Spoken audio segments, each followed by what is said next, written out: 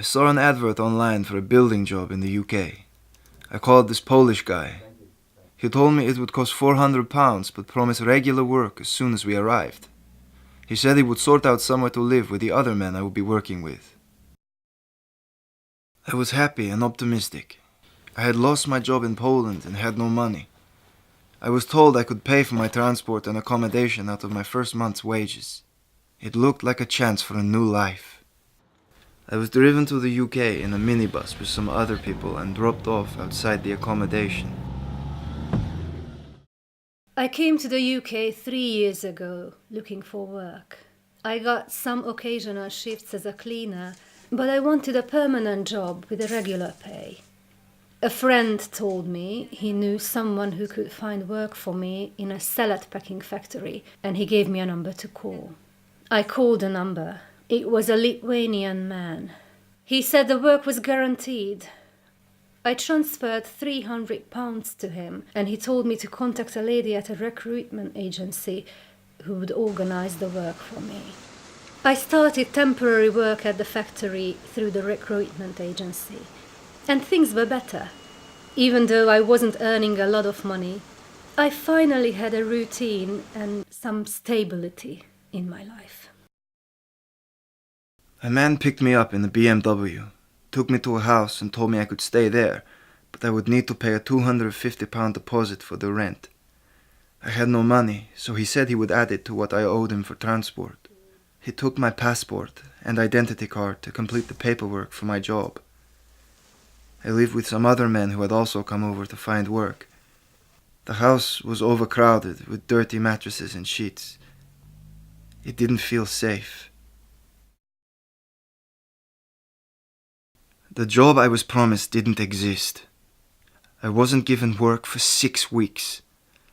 I was living with no money to support myself and completely dependent on the agent for my living costs. Each week I owed him more money since I was building up debt for food and rent. The agent made me open a bank account so I could apply for jobs, but he kept the bank card. I applied for a permanent job at the factory. The man who arranged the job called me and said that I had to pay him another £500 now that I had a permanent job. I told him I didn't have enough money, and he threatened to send some people to collect the money from me. The week after, I was walking home from work when a man stopped me. He grabbed me by the throat and demanded I give him money to repay my debt. He told me he would find me again soon. I heard that other people from the factory owed this gang money too. Some of them quit their jobs and went back to their home country.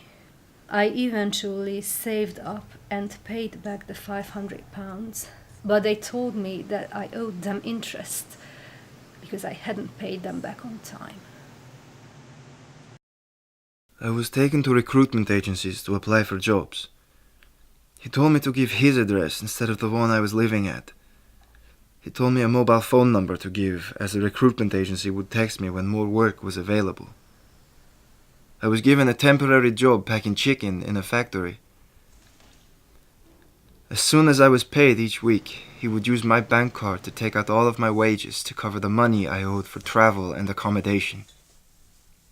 He gave me only £20 a week to buy food.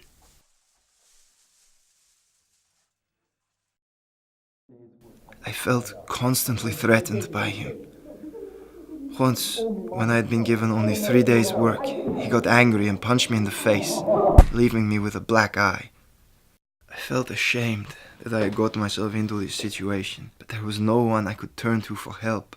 He had total control of my life, and I didn't think I would ever get out of the debt I was in. At the weekend I went to do my shopping with a friend, and we were attacked by the gang. I was pushed around, and my friend tried to argue with them. They broke her jaw, and she had to be taken to hospital. I was terrified. My life was totally miserable. I didn't leave the house for months, except for work. And I couldn't sleep because I was too scared that the gang might come to my house in the night. I wanted to ask for help, tell someone what was going on, but I didn't know who could help. I thought about calling the police, but I didn't know if they would understand or help, and I was scared that the gang would find it out. A detective came to my house with a Lithuanian translator and said he was investigating a gang that had been threatening workers in the area. He said that he could protect me from them. I told him everything that had happened, and he asked me if I would be willing to give evidence in a trial. After I had worked and lived like this for over a year, the police and gangmasters licensing authority came to my house one day.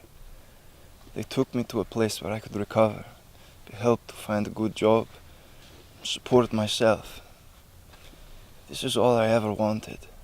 4 men were arrested from the gang. And later I found out that there were dozens of workers at the factory who had been threatened by this gang. The police found new homes to those who had been badly hurt, and they also arranged protection for their families in Lithuania. I'm all right now, working a new job here for a good agency. But I've been through a tough time. When I look back at everything that's happened, I realize how easy it is to get trapped in a really bad situation. I should never have paid for a job that I didn't know existed. I should never have paid for a job. This is not legal in the UK. I should never have given away my passport and identity card. By then, it was already too late. I should never have got into debt with someone I didn't know or trust. I was stuck in debt to him, and he controlled my bank account. I was afraid that he would attack me if I did anything wrong.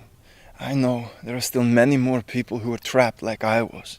If my story sounds like yours, or someone you know, please be aware there are several ways to get help and to get out of this position. Don't get trapped like I was. And if you know anyone who is, contact the Gangmasters Licensing Authority or Migrant Help. Anything you say will be kept confidential.